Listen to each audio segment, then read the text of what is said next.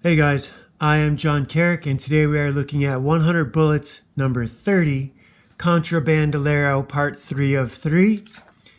And this is a story about Wiley Times, who yesterday saw his good friend Dan killed by Mexican hijackers in Juarez. He is driving a shipment of he doesn't know what in this truck. And he's in here with Angelina, this little girl right here, hiding down in the wheel well. She tried to climb on top of him, but then this guy showed up with the gun. For all Wiley knows, she's in on it. So they get him out of the truck, ask him some questions in Spanish. He says, "No habla," and they smack him in the head with the gun. Give him a nice crack over the eyebrow. He's got $7. This guy is pissed. He's got a condom. They make some jokes about what they're going to do with that. And they put the gun up to his head. It's time to get rid of this guy. When all of a sudden, some sort of guardian angel shows up and shoots all these guys. Hits this guy in the chest. He lifts the gun. Gets a couple more. Again, a perfect spot for an ad, okay? So this one, they got lucky. That's a good spot for the ad, right? We don't even know who's shooting. Now we see him get shot, and it's the girl. Paquita Chiquita. I don't think that's really Spanish, but whatever. Angelina is convinced that Wiley is her boyfriend. And now we cut to Shepard and Dizzy sitting out near the border, enjoying un cerveza, por favor. And they're going back and forth. Dizzy asks him why he's always messing with her. And he says, cause I can. Because God dropped you in my corner of the sandbox. Right here is what he says. And check out this art. I mean, I should back up a page because it's so good. Give this a little bit more time. Look at all the work he put into these shots, right? Like Cowboy Bebop was this good. Cowboy Bebop for a cartoon had a whole lot of background characters just walking around, you know, doing things out in the city. And that was part of its allure, its charm. It's crazy to think that that's almost 30 years old now.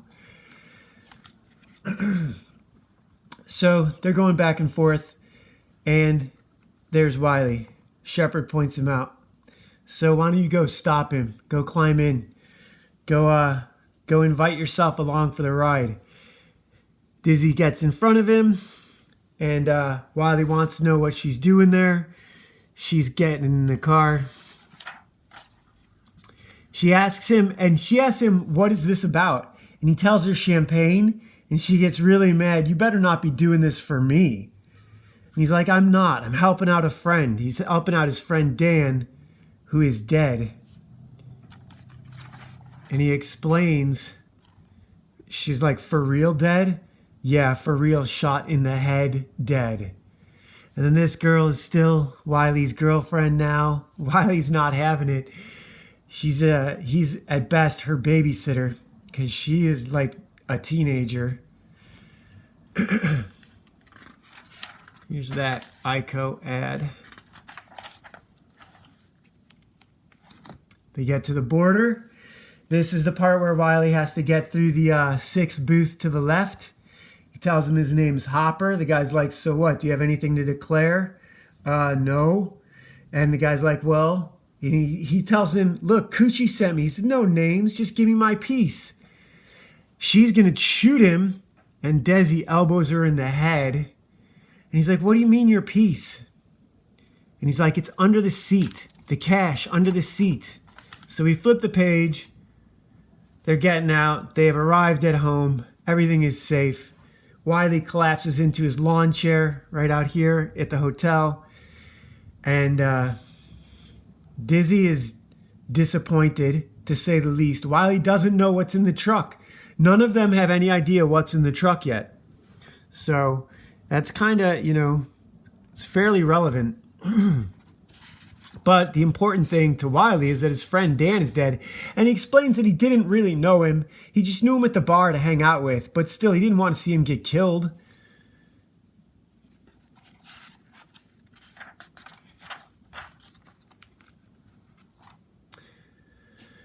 Angelina's wandering around, looking in the hotel rooms.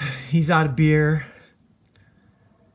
And Dizzy opens up the truck to discover it is full of parrots. This could have been a spot for an ad right there. But this book doesn't have too many double-page spreads that really matter. So these are all good single pages, I guess is the thing to say. 8-Ball shows up with Hopper, and they want to know what's going on. Dizzy knows 8-Ball from Chicago, and the real Hopper is pissed. And Wiley explains that Dan got killed, and Dan and Hopper were real friends. And 8-Ball and Dizzy are going back and forth because 8-Ball knows her, and he's talking smack to her about her brother's not around, and she tells him that if he doesn't put, here's Hopper getting really upset. This is over birds. His friend got killed over birds. And 8-Ball says he can make $100,000 per parrot to sell them to rich people, but he doesn't have any rich people lined up. So, you know, Dizzy tells 8-Ball that if he doesn't put down the gun, she's going to break his hand.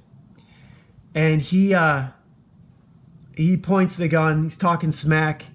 Hopper jumps up, karate chops the hand, grabs the gun, and shoots it up in the air. Again, this is a perfect place for an ad. Shoots it up in the air. This could have been a good 2-page bit, but this is interesting. It's not even a double-page ad, so all the birds fly away, and Hopper is distraught over the death of his friend. And 8-Ball's furious. So, yeah, where do you go from here? Shepard doesn't care. Shepard's just pulling strings. He gives Wiley the beer. That's the only thing Wiley cares about. Of course, Wiley is upset that his friend is dead. And Shepard tells Wiley that he knows him from Atlantic City. Wiley says he's never been there. Hey, this is where we get that next referral to the MK Ultra bit where Shepard says, I wish I knew the word that would make you remember everything. I think we know that word as Croatoa, as it was used with Desi and with Cole Burns. So it does mean something. I don't think anyone used it on Jack, but we only got one of the Jack issues. There might have been more of those. So here we get Angelina and 8-Ball driving away.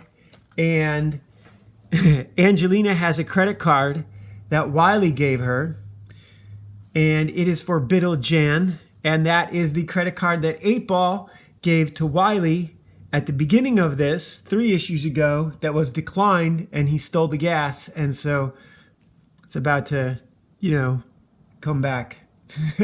So yeah, all right, let's do the next part. Hey guys, so yeah, 100 bullets 30.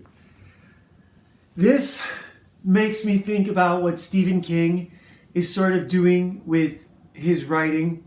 He has gotten very experimental in the later stages of his career, especially with some of his television shows. The New England one that I'm spacing on the name about because I only realized I was going to talk about this just as I was resetting the camera here.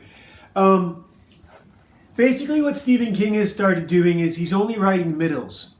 But he makes his middles so good that every scene is its own story, so there's no endings.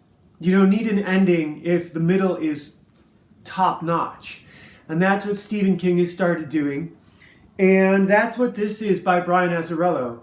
Every issue is a beginning, a middle, and an end. Every scene, every story. So you always get a delicious meal with 100 bullets. It's not always steak and eggs. It's not always filet mignon. It's not always surf and turf.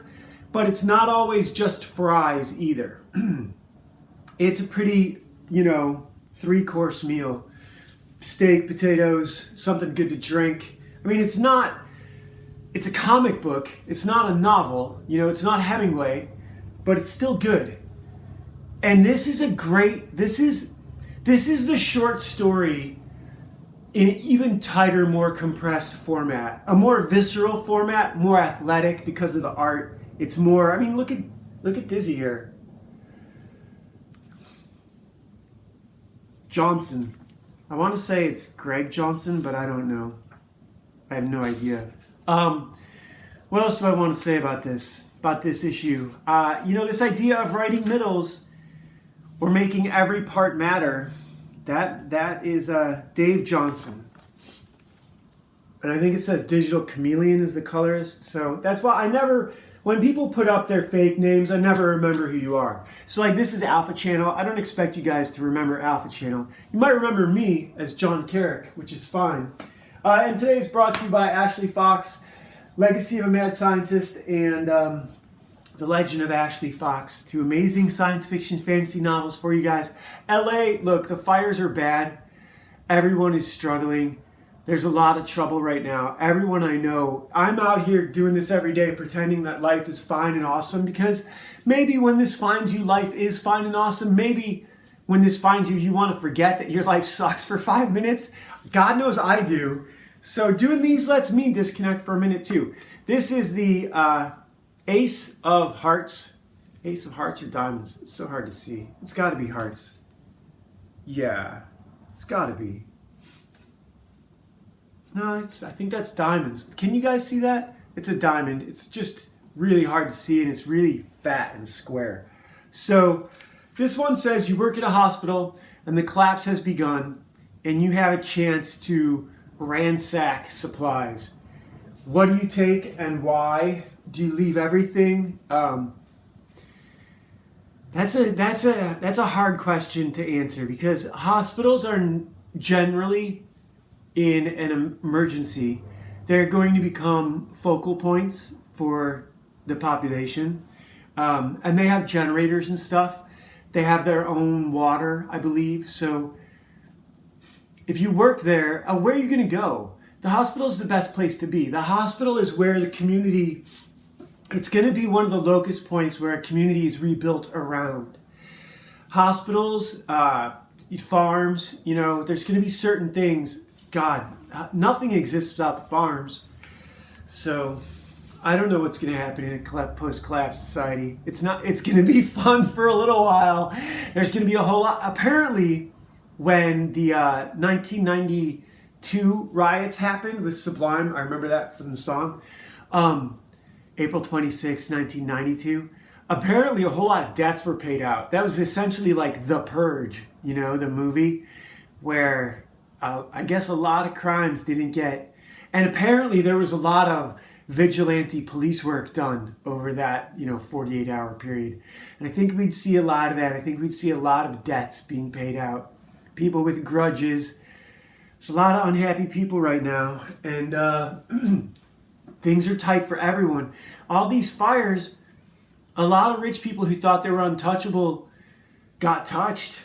Some of them lost everything, I can imagine if I had had everything tied up in a bunch of properties in Pacific Palisades.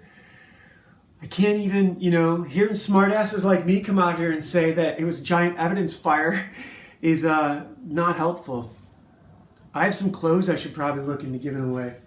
And I say that knowing I'm not going to do it today. So if not now, when? This weekend, definitely. Anyhow, I hope everything is okay with you guys. In terms of doing this stuff, wouldn't it be fantastic to do this for a living? And yes, I want to get into doing this, to make a living doing entertainment again. When I did it in the past, some of it was fun, some of it was work. And that's the way it always is. Today I was drawing, so do I have anything to say? No, not really. Except hang in there. Hang in there and find the little things. Look, when I listen to like Ozzy Osbourne's tribute album with Randy Rhoads, that's just as good. They're playing it just as much for me as they are for anybody else. Doesn't matter how much money you have. The sun shines, or what is the rain falls, the rain falls on the just and the unjust alike. See you guys tomorrow.